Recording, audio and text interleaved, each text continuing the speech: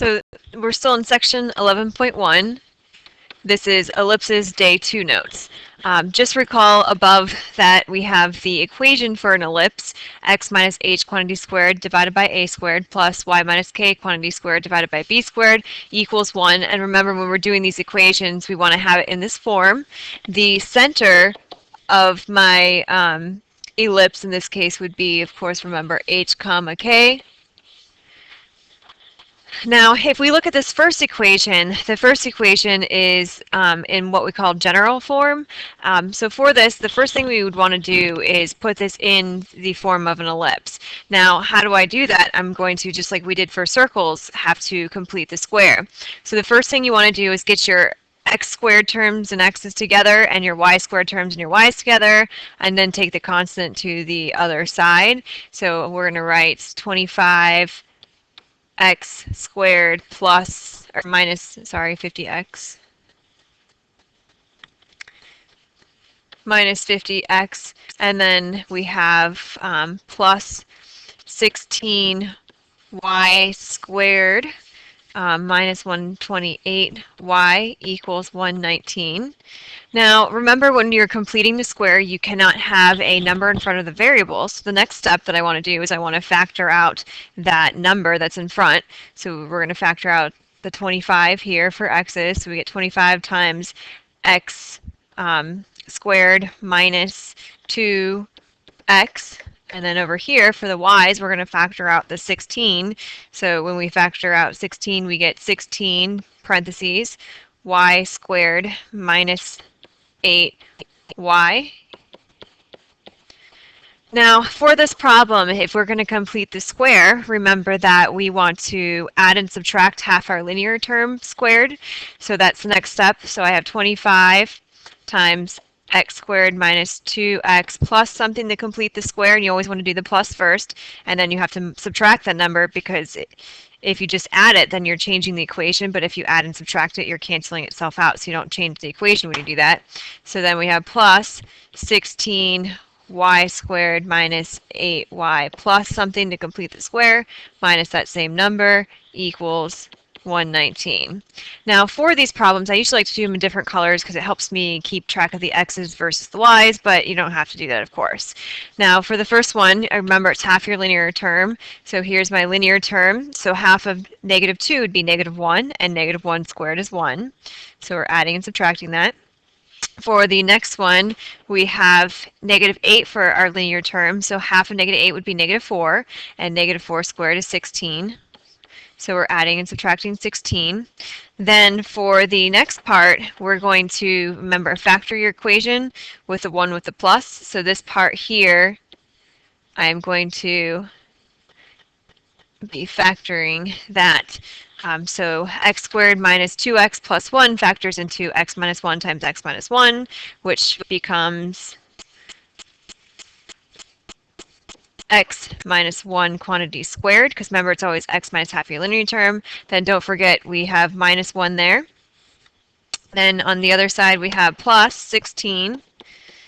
And then when we factor y squared minus 8y plus 16, we get y minus 4 times y minus 4, which is y minus 4 quantity squared. If it helps you to write that step out, you're welcome to do that.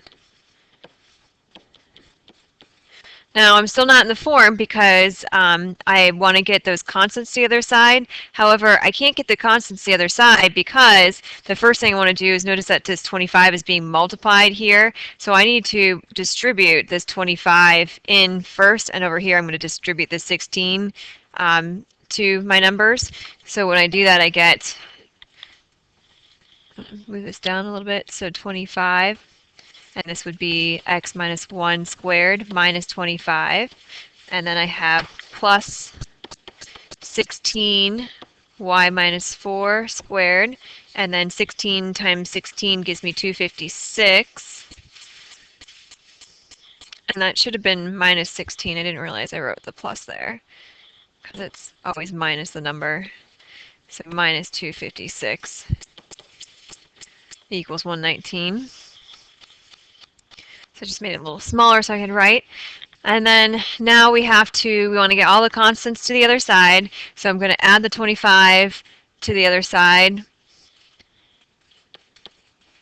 So that gets rid of this. And then I'm going to add the 256 to the other side.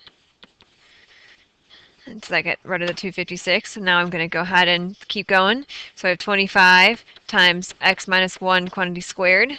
And then we have plus 16 times y minus 4 quantity squared.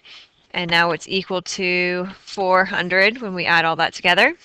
Then I'm still not done because remember before we said that these equations, if you look back up here, they must equal 1. So in order to get 1, I have to divide everything by 400. So each term, remember terms are separated by addition and subtraction signs, so divide each of those by 400. And then the last part is to simplify.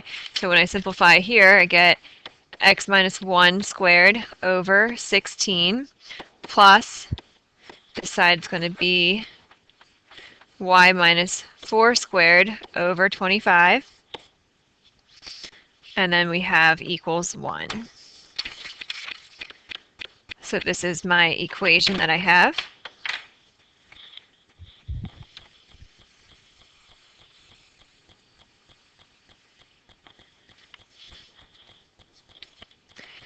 And that gives me my answer. Another way I've seen people complete the square, if you prefer not to keep everything on one side, you can always take it to the other side.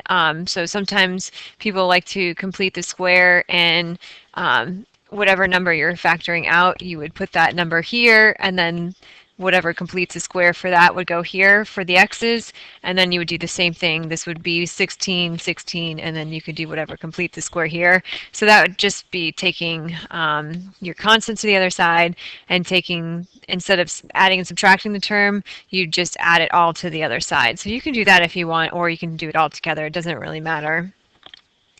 Now going back here, now we want to graph this. So the center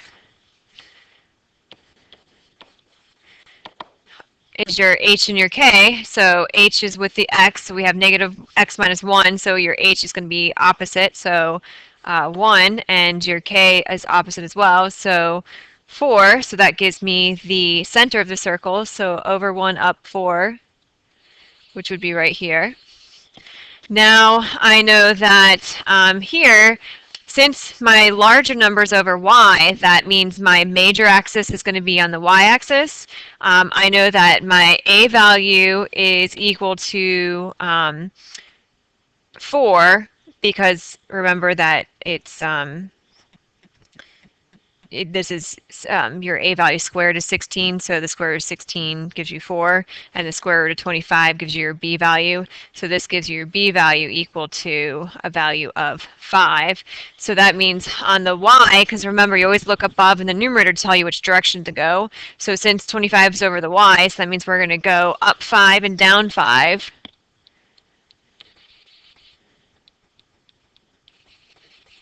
And that's my major axis, and my minor axis, we're going to go right 4 and left 4. And then we can complete our ellipse as best as we can by hand. So that would be my ellipse. And then if it asked me to find the focal points, then what I would have to do is remember to find the distance, we call the c distance, c squared. You take the larger value that you have, so the larger value in my equation is 25 in the denominator, and subtract that from 16. So when we do this, we end up with so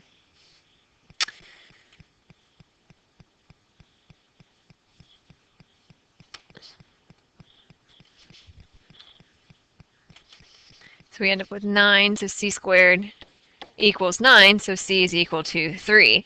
So remember that your focal points are always on your major axis, which is the y. So from the center, we count up 1, 2, 3, and down 1, 2, 3. So that gives me my foci. And that would be my equation. So sometimes we're not always given the equation, sometimes we're just given different parts of the equation. So for example, we want to write an equation for the ellipse that are described below. Now for this one, it gives us that the major axis, and I know this is major axis because anytime you see M and A in capital letters, it means major axis. So that's 14. And then the focal points are at 4, 0, and negative 4, 0. So the first thing I would do, even if you're not given a graph, I would always draw a picture of this because it kind of helps you visualize what is going on in the problem. So we have 1, 2, 3, 4, 0, which is right here, and negative 4, 0. So negative 4, 0, 0, so positive 4, 0 would be over here. So that gives me my focal points, and I know that my major axis is 14. Well, if I add the distance between my focal points, I know that that's less than the length of your major axis. And so I know that this total length is equal to 8. And so I know that if the major axis is 14, well then 14 minus 8 gives me a value of 6. So that means I need to add 6 more. And of course, remember, since it has to be the same from the center, we're going to divide that by 2 and get 3. So that means for the vertices, I'm going to add 1, 2, 3 to each of those points.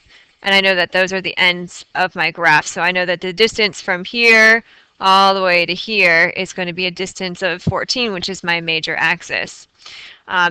And because my major axis is 14, that also tells me, remember, half that distance is going to be your A. So 14 divided by 2 gives me 7 for my equation. Now the only thing I need to find is my B value, because right now I can even look here and tell that the distance in between the two means that the center of my circle is going to be here at 0, 0. So I know the center is at 0, 0. So we have the equation x minus h, so x minus 0 squared would just be x squared over a squared. Same thing with y, so y squared over b squared equals 1.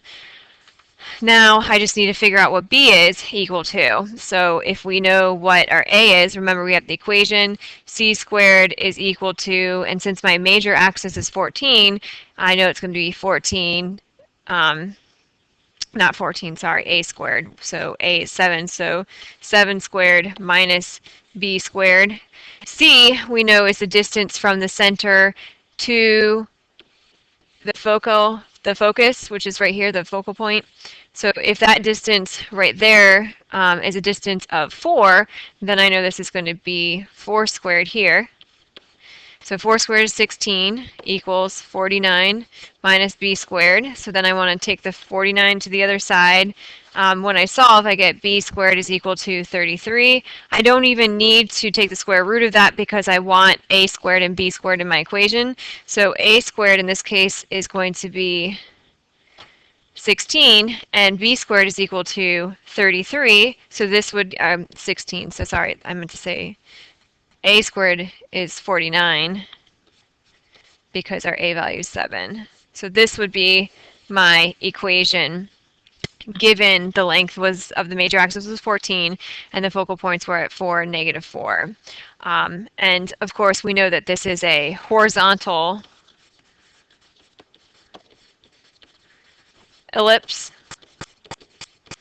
because the major axis is on the x-axis. So let's do one more. For this next one, it says the major axis endpoints are at 2, 8, and 2, 0. So I'm going to put those on my graph first.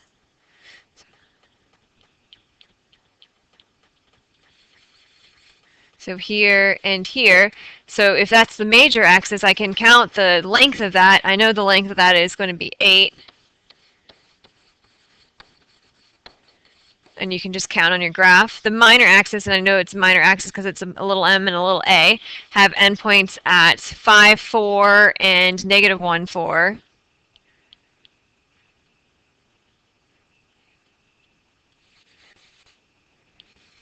So if I want to figure out the length or the distance of the minor axis, I can just count. So this would be 1, 2, 3, 4, 5, 6. So I know that length is going to be a length of 6.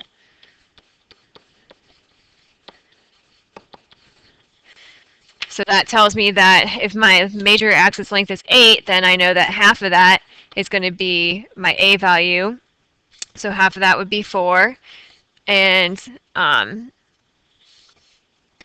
guess I should use that as B because remember we said that the major axis, since it's on right here, then I know that that's going to go underneath my Y. And if we have x minus h squared over a squared plus y minus k squared over b squared equals 1, then if my major axis is on the y, I should do b instead of a. So b is equal to 4, and then that means a would be equal to 3. So putting it into the equation, if I look, I can see the center of my circle because it's where the two are intersecting here. So I know that the center is at 2, 4. And then I can just write my equation. So I have x minus 2 squared over a squared, so a is 3 and 3 squared is 9, plus y minus 4 squared over b, which is 4 and 4 squared, gives me 16. And all of that is equal to 1. So that would be my equation. So again, anytime you're not given the actual equation, you're just given the endpoints or you're given the focal points, you should always think about trying to put it on graph paper and make a sketch to help you figure out what the equation would be. Another helpful hint is usually I like to write out the actual formula for the equation.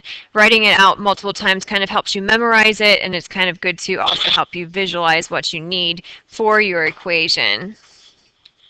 So just make sure to bring this with you to class and we can do some more practice.